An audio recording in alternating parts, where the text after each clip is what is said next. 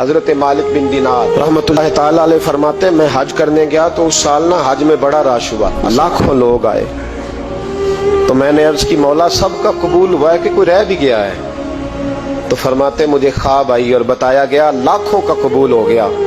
بڑا بے نیاز ہے اللہ، بڑا بے نیاز ہے، بڑا کریم ہے۔ چاہے تو گھر بیٹھے بیٹھے کہے ماں باپ کا چہرہ دیکھ میں تجھے حج کا ثواب، دیکھ ماں باپ کا چہرہ، کا سب کا قبول ہوا۔ ایک ہے محمد بن ہارون بلخی، اس کا نہیں قبول ہوا۔ فرماتے میں سویرے اٹھا تو میں ڈھونڈنے لگا کہ بلخ کے لوگ، خراسان کے لوگ کہاں ٹھہرے ہوئے ہیں، وہاں علیحدہ علیحدہ ہوتے ہیں نا، یہ پاکستانیوں کی بلڈنگیں، یہ انڈین ہیں، یہ فلان ملک ہیں۔ تو کہتے میں ڈھونڈتے ڈھونڈتے پہنچا تو میں نے بلخ کے لوگوں کو پا لیا۔ میں نے پوچھا تم میں محمد بن ہارون بلخی کون ہے؟ تو لوگ کہنے لگے وہ تو بڑا نیک آدمی ہے، بڑا پرہیزگار ہے۔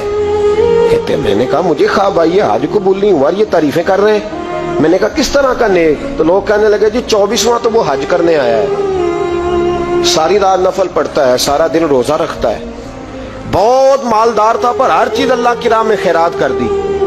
فرماتے میں نے کہا وہ کہاں ہے؟ کہنے لگے پہاڑ کے پیچھے خیمہ اس نے لگایا ہے، وہاں اللہ اللہ کر رہا ہے۔ حضرت مالک بن دینار علیہ رحمہ فرماتے میں وہاں پہنچا، مصلی پہ بیٹھا تھا، سلام پھیری، میں نے السلام علیکم کے بعد کہا آپ محمد بن ہارون بلخی ہیں؟ کہنے لگا ہاں۔ آپ مالک بن دینار ہیں؟ میں نے کہا کہ اس نے تو میرا نام بھی جان لیا بغیر بتائے۔ فرماتے ہیں میں نے کہا کہ ہاں میں مالک بن دینار ہوں۔ کہنے لگے کیسے آئے ہو؟ میں نے کہا بس ملنے آیا تھا۔ کہنے لگے نہیں، جس کام آئے ہو وہ بتاؤ۔ میں نے کہا میں ملنے آیا ہوں۔ تو کہتے ہیں وہ رو پڑے، کہنے لگے نہیں آپ کو خواب آئی ہوگی کہ میرا حج قبول نہیں ہوا۔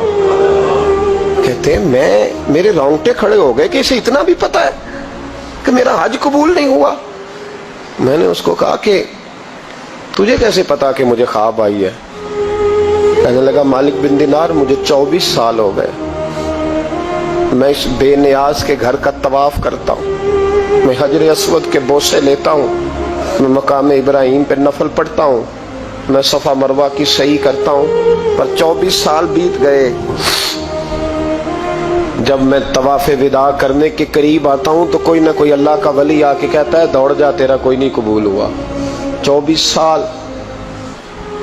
مالک بن دینار فرماتے میں اس کے قریب بیٹھ گیا اور اس کے گھٹنے پہ ہاتھ رکھا، میں نے، بندہ بھی معذور تھا، اس کا ایک ہاتھ کٹا ہوا تھا، چہرے پہ عبادت کے نشانات نمایاں تھے، اور میں نے کہا یار پھر تیرا حج قبول کیوں نہیں ہوتا؟ تو کہنے لگا مت پوچھ، تو مجھ سے نفرت کرے گا۔ میں نے کہا نہیں تو بتا۔ کہنے لگا نہ پوچھ۔ میں نے اصرار کیا تو کہنے لگا اس لیے نہیں قبول ہوتا کہ میں اپنی اماں کا نافرمان۔ ماں کا نافرمان کیا ہوا؟ تو کہنے لگے اللہ نے دولت دی، جائیدادیں، گھوڑے، زمینیں، میں عیاش ہو گیا، میں اللہ کے دیے ہوئے مال کو ناجائز جگہ خرچ کرنے لگا۔ ماں میری بوڑھی تھی، عبادت گزار تھی، مجھے سمجھاتی تھی۔ رمضان کا مہینہ، عصر کے بعد اماں تنور میں روٹیاں لگا رہی، میں گھر آیا شراب کے نشے میں، اماں روٹی دو۔ ماں کہنے لگی شرم کر، روزہ رکھا نہیں تو جنہوں نے رکھا ہے ان کا تو خیال کر۔ کہتے ہیں یہ لفظ میں نے سنے تو ماں کو ایک تھپڑ دے مارا، اماں جلتے ہوئے تندور میں گر گئی، لوگوں نے مجھے کمرے میں بند کر دیا۔ کہتے ہیں ساری رات میں شور سنتا رہا پر نشے میں پڑا رہا۔ اگلے دن ظہر کے بعد آنکھ تب کھلی جب میری بیوی الماریوں سے کپڑے نکال رہی تھی۔ میں نے کہا کہاں جا رہی ہو؟ کہنے لگی میکے جا رہی ہوں، میں ماں کے قاتل کے ساتھ وقت نہیں گزار سکتی۔ میں نے کہا ماں قتل ہو گئی؟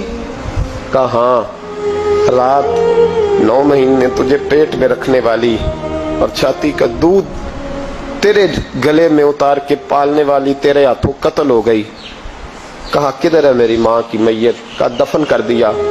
بتایا کیوں نہیں؟ کہتے مرتے وقت کہہ گئی تھی اسے میرا منہ نہ دکھانا، میرے جنازے کے قریب نہ آئے۔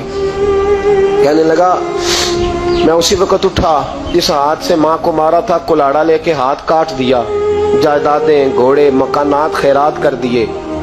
ساری رات نفل پڑھتا ہوں، سارے دن کے روزے رکھتا ہوں، ہر سال حج کرتا ہوں، عرش کا مالک معاف نہیں کرتا۔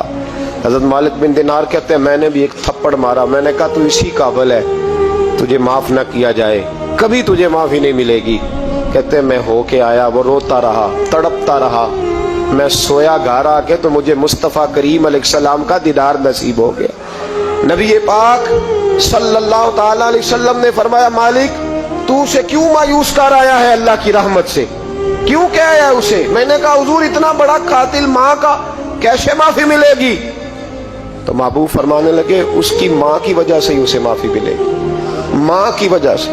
حضور کس طرح؟ فرمایا ماں قیامت کے دن اس کے خلاف مقدمہ دائر کرے گی, کہے گی اللہ اسے پوچھ میرا جرم کیا تھا, مجھے کیوں جلا کے مارا؟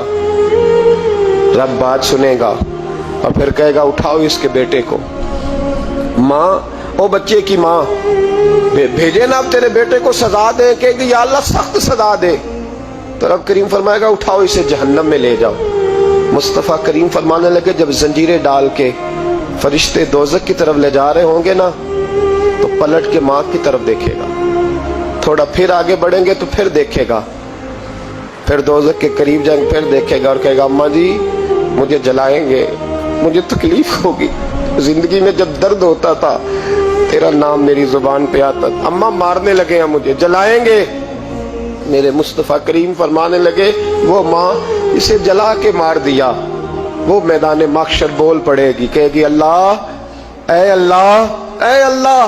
رب کریم فرمائے گا کہ عرض کرے گی مولا میں نے معاف کیا تو بھی اسے معاف کر دے.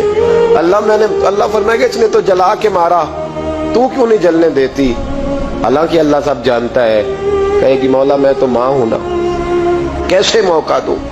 تو میرے محبوب فرمانے لگے مالک اللہ اسے اس کی ماں کی وجہ سے